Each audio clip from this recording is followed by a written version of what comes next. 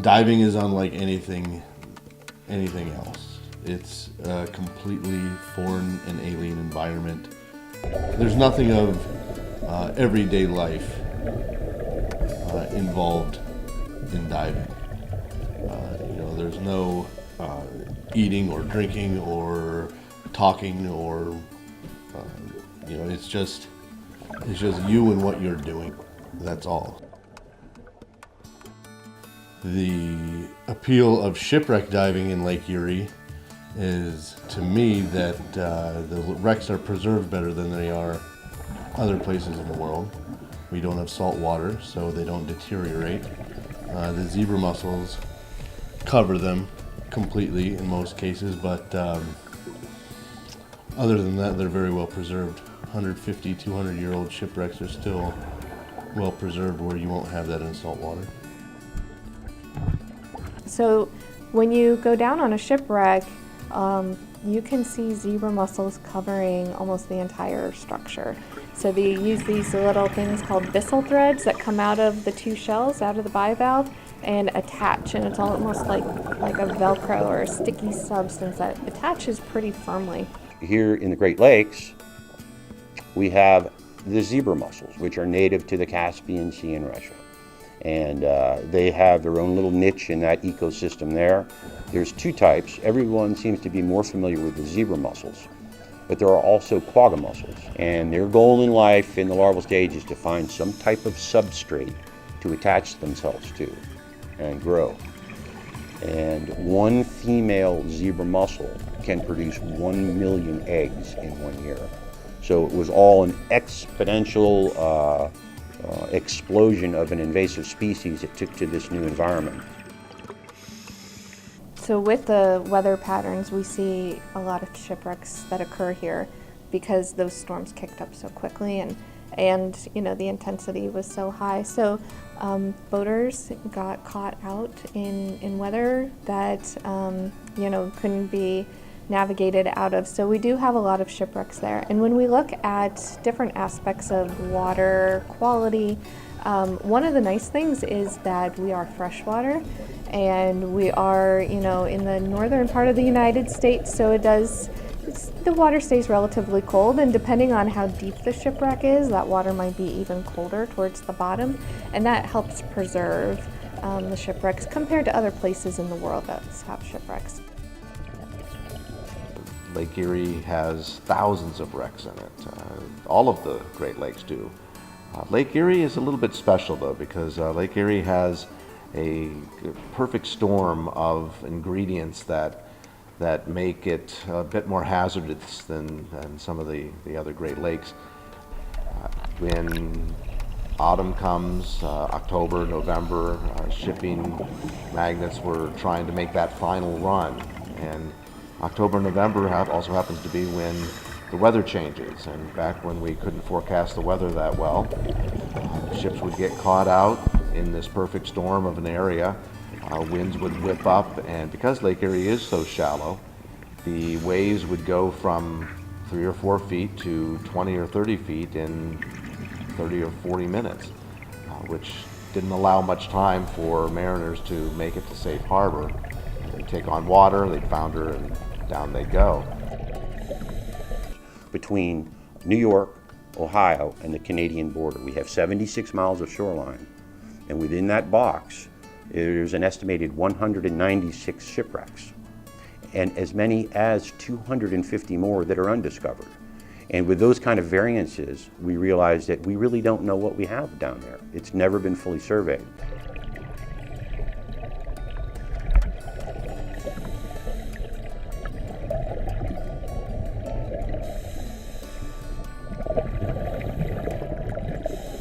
The S.K. Martin was known when she was afloat by the mariners as the Skinny Martin. The S.K., I suppose, being the skinny part of that. She was sailing from Buffalo, New York to Erie, Pennsylvania with a load of coal. She was very heavily loaded with coal, and she sprang a leak at a time when the winds were starting to pick up. She went down in October of 1912 and started taking on water, and the captain quickly realized that the ship was lost. She was going down. he ordered the crew of 11 into the yawl, which is a very long boat that they used to try to row to shore. So as the ship was going down, these poor folks were in some very rough, violent, wavy weather trying to make it to shore. As fortune would have it, the crew of 11 did make it, but they had quite the experience getting from the boat as it was going down to the shore. Nowadays, 100 plus years later, the Skinny Martin's lying in about 58 feet of water, which is a perfect depth for a beginning scuba diver to kind of stretch their legs a little bit, as it were, on some more challenging dives, but that are still within their capabilities with a qualified individual tagging along with them. She was carrying a load of coal. The coal is still visible in the holds. The holds are still, most of the hatches are still visible. You can see ship when you see the wreck. She is starting to collapse, has collapsed over the years. So the deck has sunk down a little bit. The sides have splayed out. You can make out the boiler, which is the most prominent feature on the wreck. The housing, the hut that contains the boiler, probably blew off when the air got trapped in the ship as she was going down and got a little bit compressed and just blew the structure off. So you can still see some uprights of the framing of the hut, but the boiler, as I mentioned, is the most prominent feature on this wreck.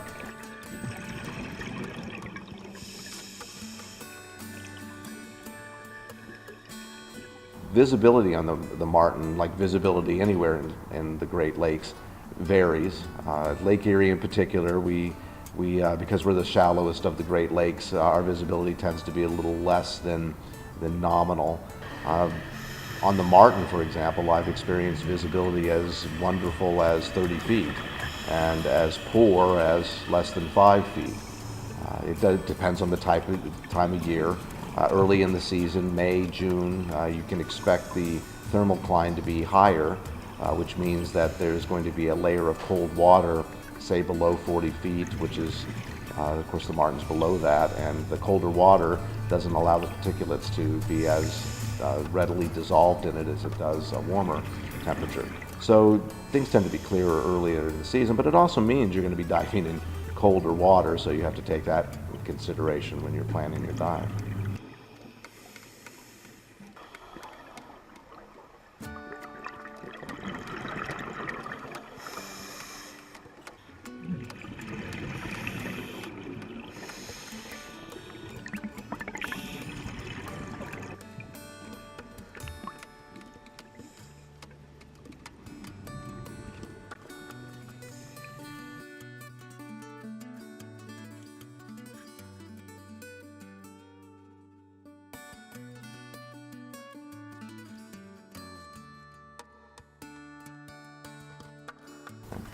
The Philip Armour sank in November of 1915. She was carrying soft coal when she went down. As a matter of fact, she was, probably towards the end of her life. She got caught in one of those November gales that sinks many of the ships in Lake Erie and the Great Lakes in general. She took on water. She had a crew of, I believe, 10. She was being towed by another vessel. And when she started taking on water, they had to cut her loose, obviously. Rescue vessel came out, rescued 3 crewmen off the vessel. 7 of the other ones, including the captain, refused to leave the ship. No sooner had the rescue vessel left when the ship broke in two and really started taking on water. The rescue ship came back and rescued the other 7, so no fatalities on this ship. The nice thing about the Armour is that it's in 30 feet of water, so it's a recreational, very shallow dive.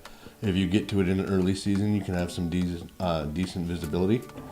If you get to it, before mid-July, typically you'll have 10, 15 foot visibility possibly, which is good for shallow Lake Erie diving.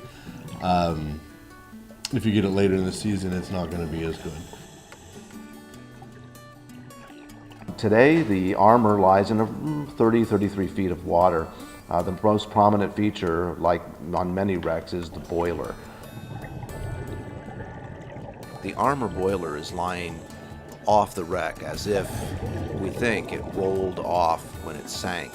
It's not too far away, but it's huge. It's if you could crawl inside of it, which you could almost do, you could fit 2 or 3 people inside. In the boiler, there is a catfish. A pair of catfish have made one of the boilers their home. So the boiler's open, you can peer into it, and this cavernous kind of contraption that's under the water, and see this huge catfish. Usually Mama's the one that's hanging out.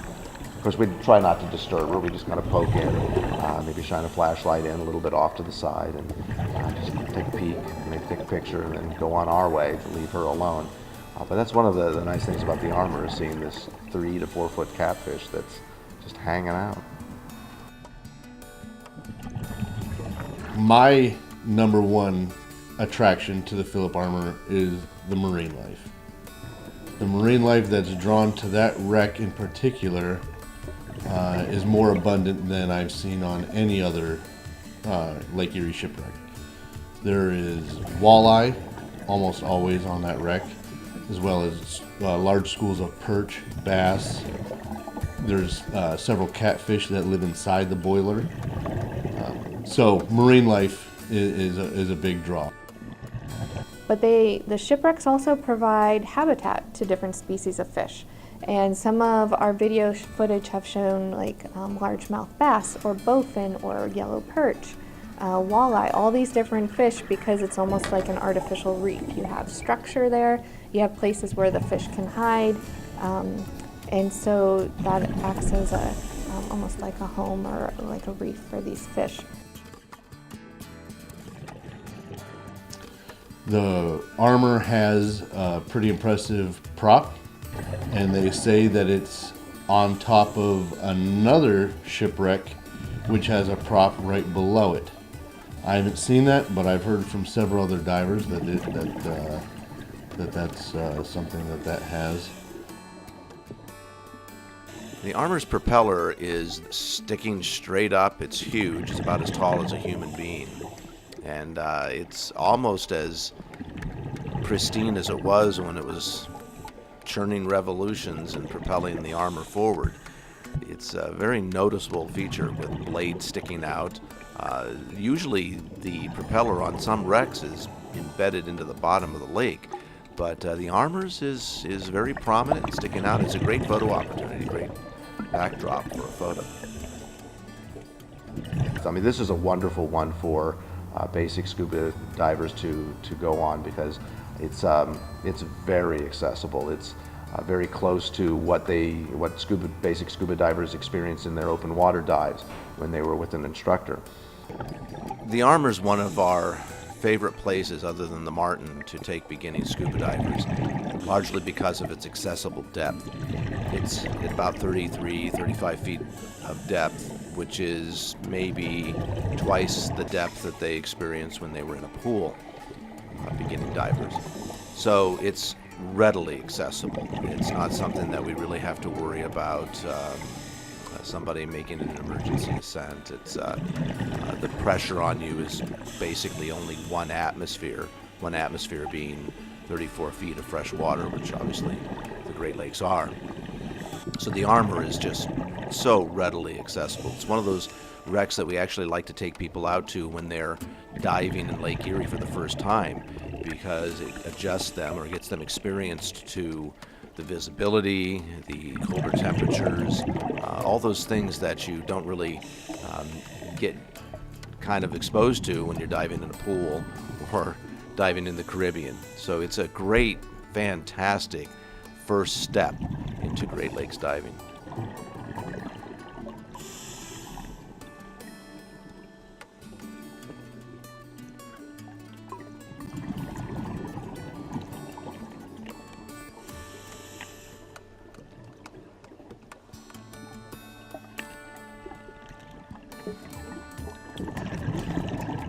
The Kenobi was actually intentionally sunk, 1921 I believe it was. She was an old warhorse of a boat, and she got caught in a gale in November of 1921. She got battered and pummeled, but she was too stubborn to sink, and she was able to make it back into Erie. And her owners decided, it just wasn't worth the cost and effort to try to fix her up and refit her to return to service.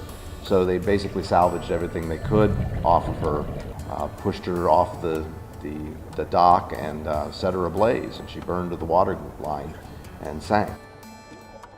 The Kenobi was actually my first open water dive. So yeah, as far as beginner divers, it is perfect for beginner divers. It's in 15 foot of water, so for the most part, you're far from danger. I've been to this wreck quite a number of times because she's such a wonderful wreck to take beginning students to. There's a lot to see, a lot of wildlife. She's a hot spot for fishermen going out. She's very near to shore, which is why she's only in 15 feet of water. So you can see lots of bass, lots of perch, lots of sheep's head, lots of different kinds of animals. At night, you can see some catfish come out to kind of feed some of the smaller 2 feet long catfish.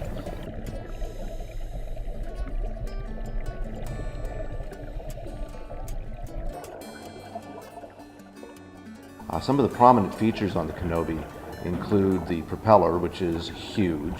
It's absolutely huge. As a matter of fact, some boaters need to be very careful. If they have a deep enough draft, they could run into the top part of the propeller. I know that that's happened before. And there's also quite a large propeller, as well as a large boiler that a lot of the times will sit out of the water, just a little bit out of the water. So as you're approaching on a boat, you can see the ripple of the boiler tapping against the surface of the water. Boiler lies about 20 yards off the wreck, off the starboard side, towards the bow, and there is the Coast Guard has placed a hazardous marker, a buoy, very close to the boiler to mark it, to keep people away. But that boiler is another prominent feature that it's worth finding. It's a very large wreck. There's a lot to see. There's plenty of deck planking and timbers for quite a ways. You'll see all sorts of nooks and crannies, big, huge oaken beams that used to hold the deck up, and nice little places for critters to hide. So poking around in there is always a joy.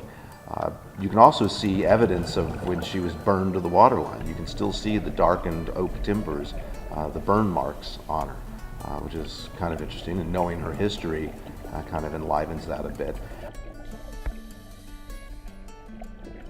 For taking on so much year after year, the winters here, being bombarded by the large packs of ice, it's in very good condition for being that close to shore.